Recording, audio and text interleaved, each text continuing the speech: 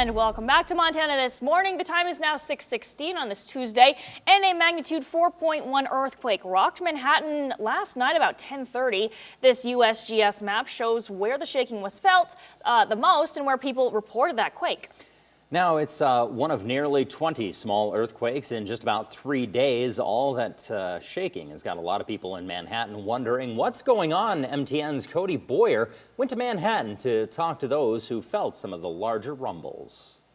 For the folks who live here in Manhattan, earthquakes aren't that out of the ordinary, but around 15 different earthquakes on Saturday and at least 2 on Sunday, that's a lot, and many are scratching their heads. It's just a big explosion, almost like, so It's very scary. For Wilma Vanderby, she hoped all she would have to deal with was Friday night's thunderstorm. It started Friday night with a thunderstorm, and it just cracked so bad that it just hurt my ears. She says the next day, the ground started to shake. 2 o'clock was the first earthquake, which was 3.5, I think. And from then on, about every hour and a half, 2 hours. The tremors wouldn't stop. Vanderby says she felt more that night into Sunday. And I was awake most of the night. And I think we had another big one about 5:36. Wilma says she's not all that worried. That magnitude of earthquake is only about a small rumble. That many close together, though,